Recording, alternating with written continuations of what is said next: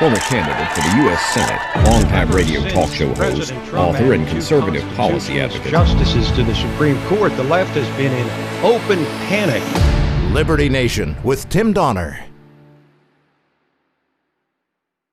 Is this presidential election over? Has Joe Biden wrapped things up, or does President Trump still have a shot at overturning the current result? Welcome back into Liberty Nation Radio, a production of LibertyNation.com and heard from coast to coast on the Radio America Network. As the nation and the world increasingly recognize Joe Biden as the president-elect, the Trump legal team fights on, trying to convince various courts that the casting and counting of votes in Pennsylvania, Michigan, Arizona, and elsewhere was fraught with fraud. We'll examine the investigation ordered up by Attorney General Bill Barr into election irregularities with LibertyNation.com Managing Editor Mark Angelides, who will also discuss the growing schism between progressives and traditional liberals in the House of Representatives. In just a moment, we'll play you the analysis of a guy who has uncovered some statistical anomalies or impossibilities in Biden's reported victory. And if you thought this was the first time an election's been surrounded by allegations of voter fraud, think again. We'll take you back to an election in which the loser was convinced that he won. And LibertyNation.com legal affairs editor Scott Cosenza examines threats and promising developments regarding your individual liberty on Talkin' Liberty. Say what? Say what? Say what? One more time. We commence the proceedings with our signature segment, Say What?, where we roll out a virtual assembly line of wacky, astonishing, damnable, and ultimately revealing things uttered by politicians and the chattering class. Is it President-elect Joe Biden yet? It is not until the members of the Electoral College say so by casting their votes more than 1 month from now on December 14th, with the votes actually counted on January 5th, 2 weeks before the presidential inauguration on January 20th. And even though all of major media has called the election that actually doesn't have any legal standing as the Trump campaign ramps up its legal action in multiple states, foremost among them Pennsylvania. If he can't somehow reverse the current Biden lead of near 50,000 votes in the Keystone State, Trump will have no chance to flip the election. And to do so, he'll likely have to get the Supreme Court to throw out all mail-in ballots received there after November 3rd, which would have happened before the election, but for Chief Justice John Roberts siding with the progressives on the Supreme Court and letting a law stand that was not passed by the Pennsylvania legislature, but rather commanded by the liberal governor and majority Democrat Pennsylvania Supreme Court.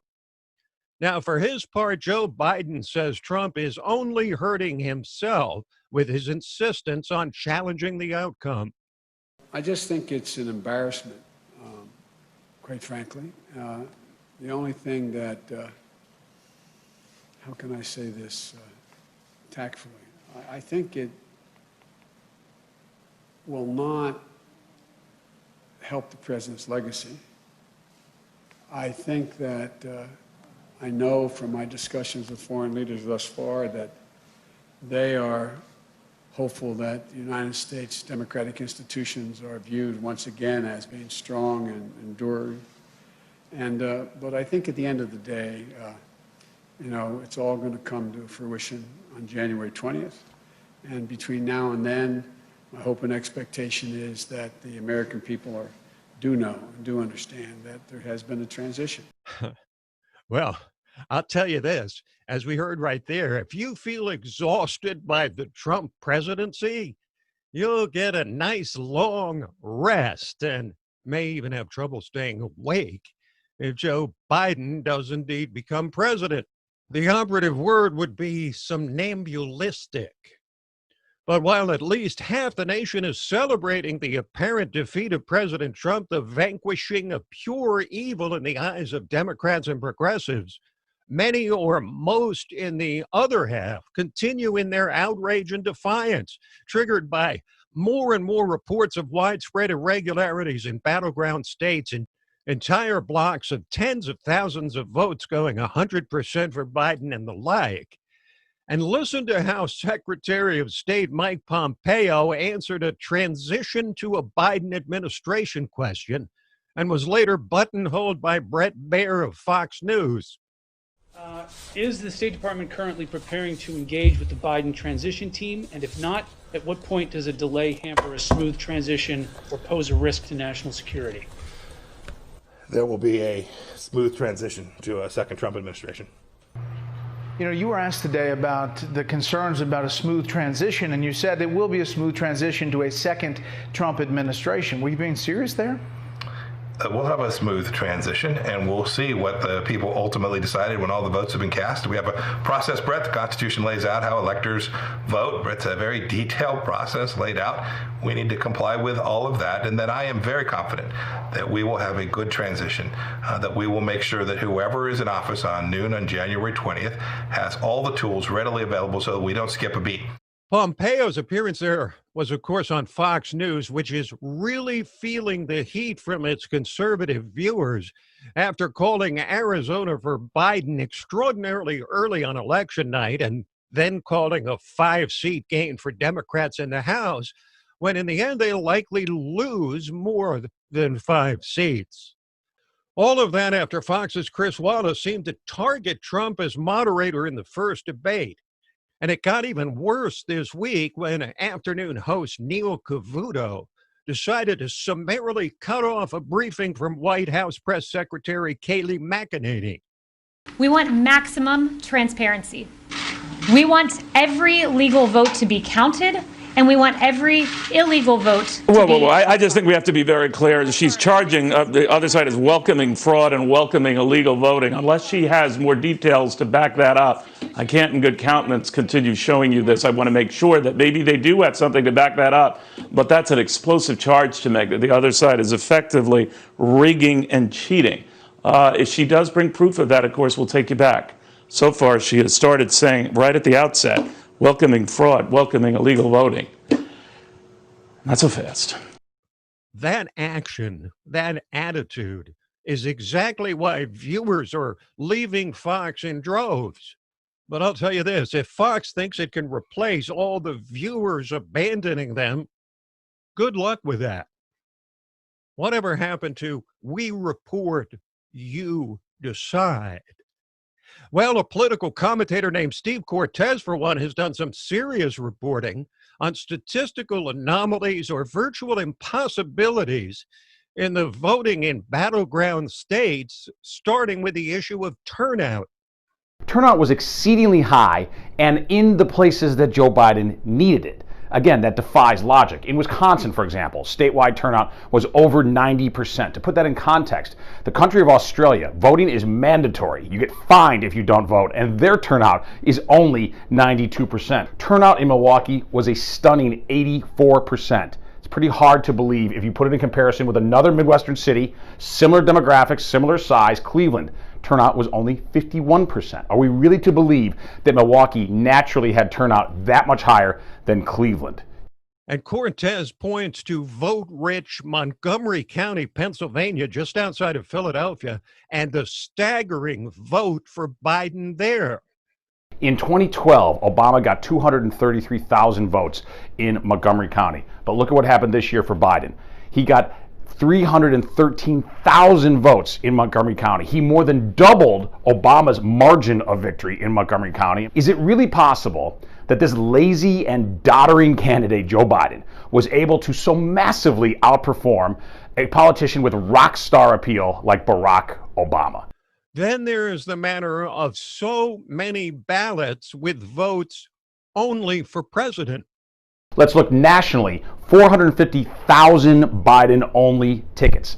That is by ballots. That is very, very suspicious. Let's look at the state of Georgia. The difference, president versus Senate. There are 2 Senate races going on in Georgia, so a lot of interest there. Trump, this is the differential. Trump versus the combined Republican Senate vote. The differential was only 818 votes. Absolutely minimal considering he got 2.4 million votes in total in Georgia. In other words, almost everyone who voted for Trump also voted down ticket, voted for the senators. Biden, though, a 95,000 vote differential. There were almost 96,000 people in Georgia, allegedly, who voted Biden only and then did not vote for Senate. That seems far too wide to be believable. And finally, there's the matter of so incredibly few rejected mail-in ballots in Pennsylvania. In Pennsylvania, the rejection rate of mailed-in ballots was only 0.03%. Okay, now that is 1/30th of the normal rate in the state of Pennsylvania. And mind you, for first-time voters, the typical failure rate is 3%. So 100 times higher than the rejection rate in Pennsylvania. New York, right next door, when they went to large-scale mail-in voting for their primary, they had a rejection rate of 21%. That is 700 times higher than what we saw in Pennsylvania. Add those figures, those virtual statistical impossibilities, to the huge voting blocks that came in 100% for Biden and likely much more. And there's a lot for the Trump campaign to bring to court. But their time will soon run out to convince the country that this is anything more than just sour grapes. But there's also the matter of the U.S. Senate, which hangs in the balance pending the outcome of 2 Senate races in Georgia coming up on January 5th, more than 7 weeks away. Democrats need to win both seats to get to 50-50, where Kamala Harris could break ties, but Republicans worried that losing control of the Senate on top of the House and the presidency would lead to radical action by the Democrats. We're doubtless comforted by this statement by the most conservative Democrat in the Senate, Joe Manchin of West Virginia. I'm going to rest those fears for you right now, because when they talk about whether it be packing the courts or ending the filibuster, I will not vote to do that. This system, the Senate, was so unique body in the world. It was made to work together in a bipartisan way. And once you start breaking down those barriers, then you lose every reason that we are the institution that we are. I will not be the 50th Democrat voting to end that filibuster or to basically stack the court. And then all the other things you're hearing about, Brett, also is defund the police. I don't know of any of the Democrats in the caucus that are for defunding the police.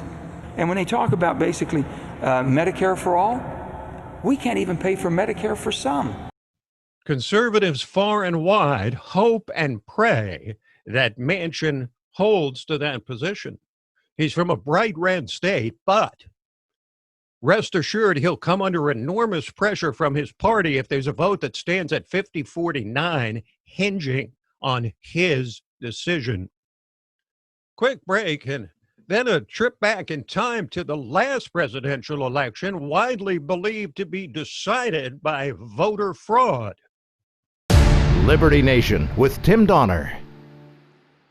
What is a president to do when depressing election results keep trickling in? The media's proclaimed your defeat and your opponent has declared victory, but you're convinced in your heart and mind that the election was stolen. The decision facing the 45th president at this hour is no doubt agonizing. How far to go and how long to fight before succumbing to forces beyond even the control of the most powerful man in the world? For Trump and his followers who believe this is a pure theft of the presidency and that it's unprecedented in American history or something new under the sun, rest assured it is not. Cold comfort that it may be, this would not be the first instance of a modern presidential election shrouded in doubt. In 2000, Al Gore refused to concede to George W. Bush for 36 days after Election Day. That fight was over less than 1,000 votes in a single state, Florida, in the closest election in American history. But Democrats to this day believe that George W. Bush lost and was an illegitimate president. But a more apt parallel came in 1960, when an excruciatingly tight election was called for John F. Kennedy. Top advisors surrounding his opponent, Vice President Richard Nixon, knew there was something fishy. Widespread allegations of voter fraud in 2 states in particular could well have led to recounts or legal action.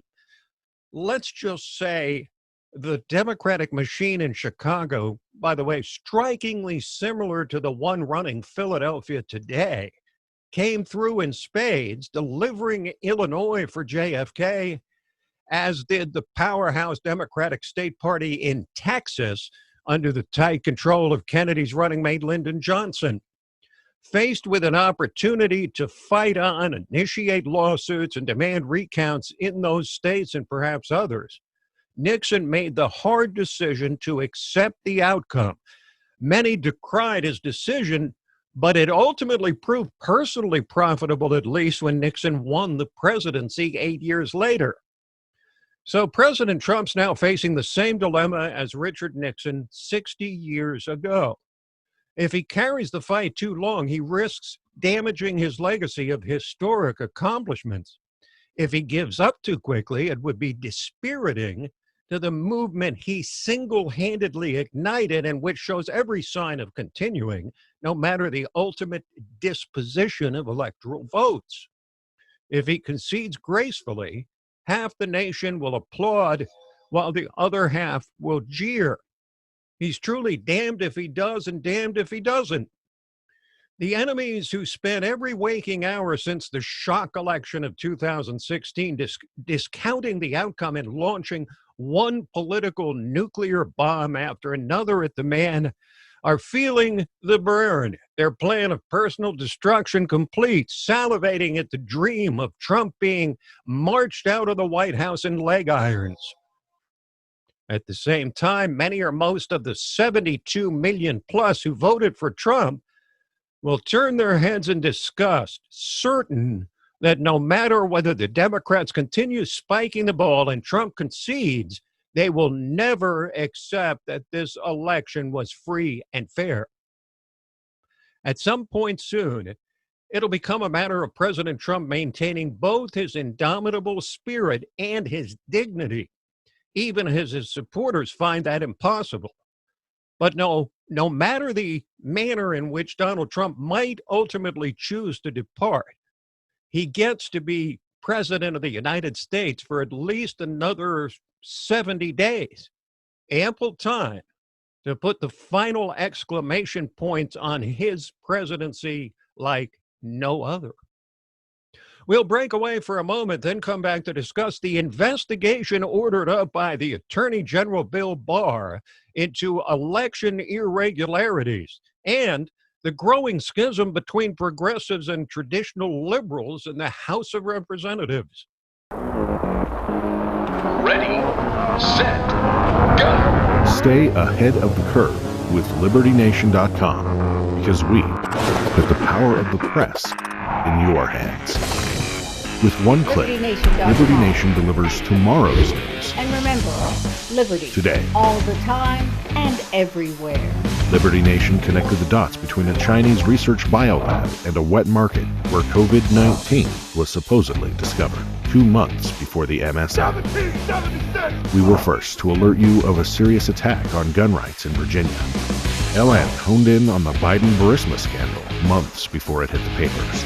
We brought you exclusive interviews from the border. We're looking at people just rising up. Liberty Nation was on the ground in London. Trump rally in front of the American Embassy. Bringing you on-the-scene reports about Brexit. LN reported that COVID-19 was more virulent but less deadly weeks before others.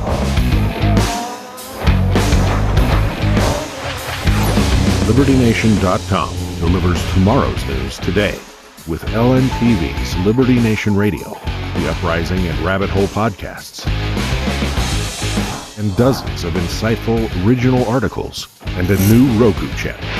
Stay ahead of the curve with LibertyNation.com and get tomorrow's news today.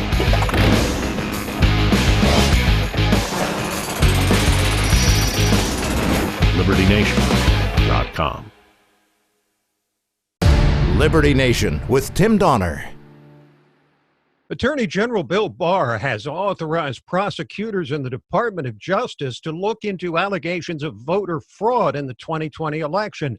Unsurprisingly, media organizations appear to be launching a concerted effort to decry the investigation and are making a case that no inquiry whatsoever should be taking place. So is this something the DOJ should be investigating, or is it a Don Quixote impossible dream to believe there was sufficient fraud in the casting and counting of ballots to overturn the current projections and give Donald Trump a second term? Joining us to weigh in on these weighty questions and on the growing schism between progressives and traditional liberals in the House of Representatives is LibertyNation.com Managing Editor Mark Angelides. Welcome back, Mark. Hi, Tim. Thanks for having me on. Always great to have you back. Now, in his memo, Attorney General Barr said, quote, "Nothing here should be taken as any indication that the department has concluded that voting irregularities have impacted the outcome of any election," unquote. But this type of investigation is a somewhat extraordinary thing for the nation's top law enforcement official to undertake. Do you think it's because of specific allegations that have come across Barr's desk, or more the sum total of anecdotal stories forcing him to at least take a look into them for the sake of clarity, if nothing else? Well, it's not egregious for the nation's top cop to be looking into alleged crimes, especially as they do span the country. I suspect that he knows more than you and I know, that the media in general knows. And if it seems to him that what is happening is, let's call it systemic, as in it was a scheme that operated across multiple states, then he really does need to look into it deeply, for no other reason than to give the public back their trust and faith in the voting system. Because without that, we'll see chaos at every election. We'll see a drop in voter numbers. We'll see turmoil, the likes of which the country has probably never seen. They need an answer, and if not the nation's top cop to give it, then who else? So which is a more apt description of the reaction among Democrats and their backers in the media, that they're trying to ignore this investigation and the widespread reports about fraud, or that they're fearful of what Barr might find and how it will hurt Democrats going forward to the 2022 midterm elections, even if the outcome we're seeing now is not overturned?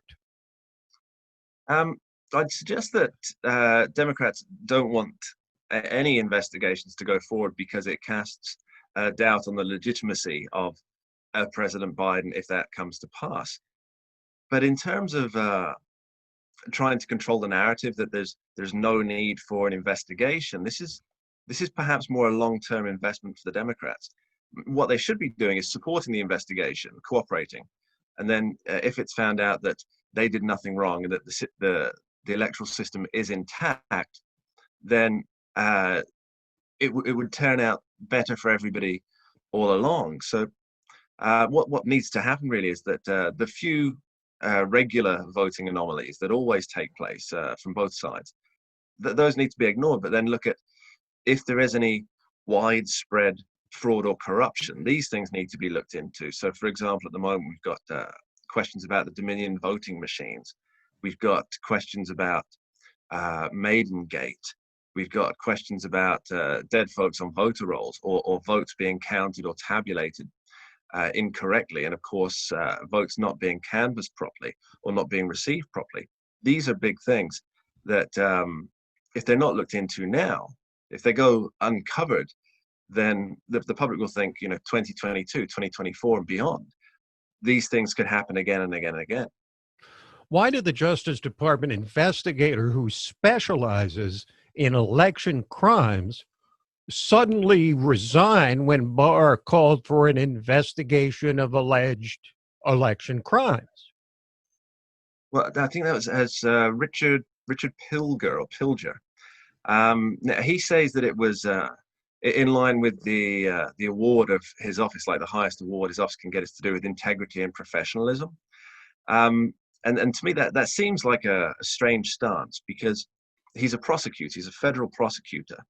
And if you consider what a prosecutor has to do, they have to the best of their ability, prosecute crime, same as their defender should, to the best of their ability, defend a crime. And if there is no crime, well, that's irrelevant. The chips should fall where they may. So to resign saying that this is about integrity, to me, that smacks more of bias and a lack of integrity. The terms unfounded and baseless being used by the media far and wide, along with my favorite term, without evidence, to discredit Trump's position that there's been widespread voter fraud. It's likely due to their own incuriosity or laziness, or refusal to actually examine what the Trump team is alleging in its legal pleadings. But what about all those sworn affidavits by witnesses? Is that not evidence? It absolutely is. I clarified this point on a recent Liberty Nation television with our legal affairs editor, Scott Cosenza, also your co-host on the Uprising podcast, that affidavits are evidence. They are sworn testimony. And, crimes all over the world are prosecuted on affidavits, testimony. They're big, they're important, that they're often the most important element to prosecution. So we have 234 pages of affidavits that Kayleigh McEnany was talking about the other day. There are, according to Rudy Giuliani, there are 11,000, I think it was 11,000 other pieces of evidence they've gathered up. And what you say about the use of the terms unfounded and baseless, and of course without evidence. And also you mentioned widespread. It amuses me a little to see how all of the media organizations tend to be using the same language, saying it's unfounded, baseless. There's no widespread voter fraud. And when you think about these words, so widespread, the antonym of widespread is targeted. Mm-hmm. And now, to me, in an election where it's all about swing states, the opposite of widespread being targeted, that actually makes a lot of sense. So when they're talking about there's no widespread fraud, well, so you're saying there's targeted fraud. It's a linguistic acrobatics of the mind, yes, for them to use these terms, because in all honesty, they assume that everybody else is dumb. So or what at least dumber than they are. So what they want is for whatever evidence they have to be, however voluminous it might be, for it to be presented at the White House press conference by Kayleigh McEnany. Otherwise, it's considered unfounded, when in fact all of this is taking place in courtrooms across the country. Now, let's switch gears here, because you've also written about what you call a quiet war going on in the House of Representatives, progressives and mainstream factions fighting it out for the soul of the party, so to speak, after they lost seats in the House when they were expected to pick up seats. And since Joe Biden is seen as merely a placeholder in the White House, how are sides drawn up in the House, and who seems to have the edge in the formulation of policy going forward? I think that all depends on who was promised what for their support. That's the big question. What promises were made behind closed doors? At the moment, I would say it's the progressive faction that has the whip hand, as it were, Alexandria Ocasio-Cortez, and the squad members. She has such coverage among the media that it's going to appear to the voting public, whether this is true or not, but to the voting public, even the Democrats, that the progressives have the impetus on their side. However, the moderates own the machinations. They own the committees. They own the state operations, the people, the ground crews in many of the important states. So it's going to be a messy fight. That's the reality of it. So it looks like the progressives have the upper hand. but I think the moderates have the power base. So one way or the other, it's going to be messy. Okay, Mark, thanks as always for joining us from across the pond there. We appreciate it.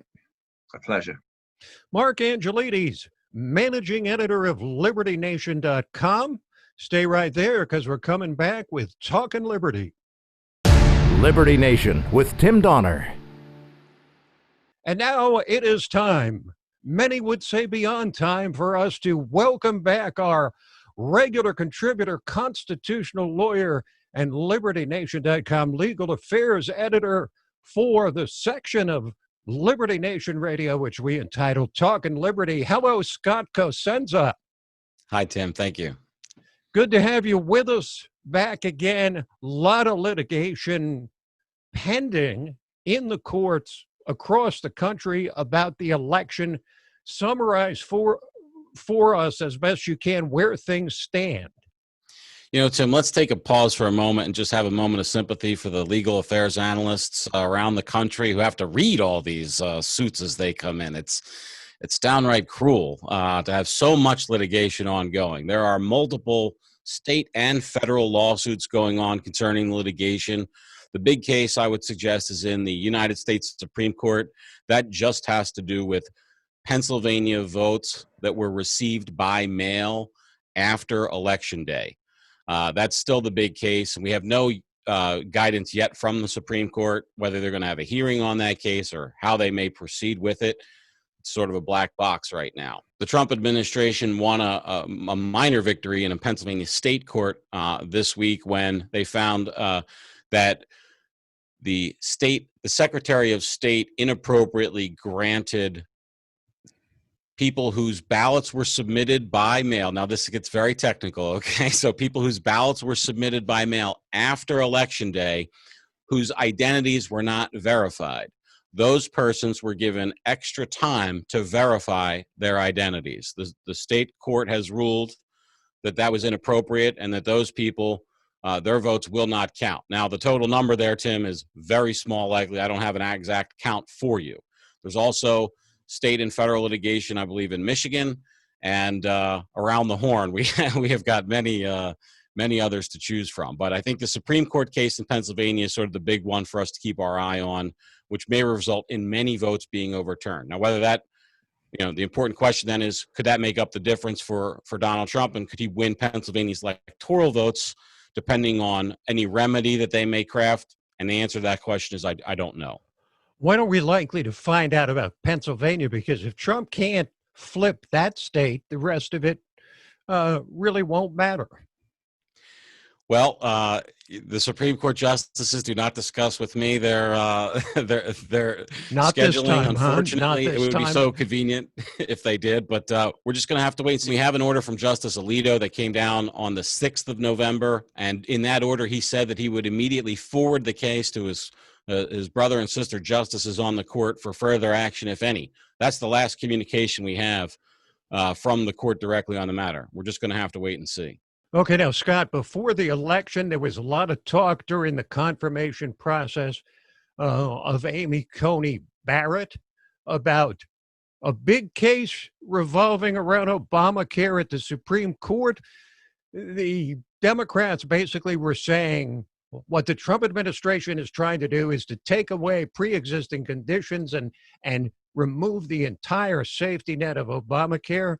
So tell us about what's going on with Obamacare at the Supreme Court. So Obamacare, Tim, when it was initially challenged at the Supreme Court, as I know that you have discussed on this show before, Justice John Roberts was the key swing vote in allowing it to be ruled a legal measure, a constitutional piece of legislation, because he called it a tax. And as a tax, it was allowed to go through. Then, years later, the Congress took that tax down to zero, which is to say there is no actual dollar tax that's associated with Obamacare. So then can you have a revenue measure or a tax if no dollars are coming in on that tax, if it's a tax of $0? And if not, Tim, then does that make the whole rest of the law unconstitutional? As soon as that tax was zeroed out, some anti-Obamacare attorneys general basically started this action to try to get the whole thing thrown out. And then so the court when it heard the case this past week, what they focused in on was a couple of questions. The first question was, do the states even have, or the individuals? So there was a number of plaintiffs in the case, including the state of Texas and some individuals who all have said they're damaged by the Obamacare tax, even though it's a $0 tax. And the first question the court will answer is whether those people had standing to sue. And based on their questions at argument, I think it's an open question. Then the other question, if they say, yes, they did have standing to sue, Tim, and they agree that that provision is then unconstitutional, then we have what's called the question of severability. And the court then goes to see whether or not they would allow the rest of the legislation to stand, even though that one particular piece might be unconstitutional. And based on sort of reading of the tea leaves and judging by the justices' questions, it seems like a majority of the court, including and especially on the conservative side, Justice Kavanaugh, would be inclined to call that provision severable and to cut it out of the rest of Obamacare and leave the rest. Now, there is a possibility, though, that that won't be the case, and they will say that because Congress had the opportunity to sever it and didn't when they reduced the tax to zero, that means the whole thing can be thrown out. But that's increasingly looking like the small percentage result rather than keeping the rest of Obamacare and just excising that odious portion. All right, let's move from Washington up to New York, where Governor Andrew Cuomo has laid down another mandate that is turning some heads. What is it, Scott? Well, it's insufficiently restrictive, I guess, is how the regulations have gone there on the coronavirus side. And he's now said that you have to have 10 or fewer people in any gathering in your home. They're now restricting, Tim, the number of people that can gather privately in a person's home. I think it is a leap in terms of the impositions on people's freedom in the coronavirus pandemic, and I expect it to be challenged in going up the courts because it's so great an imposition on people's freedom. They told the Hasidim they couldn't go to school, and now they can't even meet in their own houses in New York. I mean, it's breathtaking, I think. Meanwhile, last week we talked about a surprising decision by the voters in California on affirmative action, refusing to reinstitute affirmative action in the Golden State. This week, affirmative action back in the news because an appeals court has ruled in favor of Harvard in an affirmative action case, paving the way for a trip right up the ladder to the Supreme Court. That's right, Tim. Harvard notoriously discriminates against Asians and whites and men in favor of favored recipients of admission, basically. And the appellate courts have now ruled that that's okay, that consistent with Supreme Court precedent, the outcome that leads to Asians with exceedingly high qualifications being denied entrance while others with much lower scores of preferred races, black and brown people, that's okay, according to Supreme Court precedent. And I think that's probably right in terms of an accurate reading of the precedent itself. But we're going to see now, Tim, whether Amy Coney Barrett's presence on the court, where it's going to bear fruit in all sorts of areas. And one of them, I think, will be affirmative action. The Supreme Court will have to agree to take this case, and they haven't yet. I don't want to give that false impression. But the entirety of this litigation was designed to present that question before the court, and this is the next step in that process. It has been completed. Okay, thank you, Scott. Thanks, Tim. Scott Cosenza, legal affairs editor at LibertyNation.com. This program, Liberty Nation Radio and LibertyNation.com's own podcast, The Uprising, hosted by Scott, and The Rabbit Hole with Mark Angelides, Politics and Prose, where past is prologue, all available on demand at LibertyNation.com and from fine podcast providers everywhere. And don't forget about our new Roku channel. So that is it for this week, but we'll be back at you next week, same time, same station. Till then, this is Tim Donner saying stand up for liberty, and we'll see you next time on Liberty Nation Radio.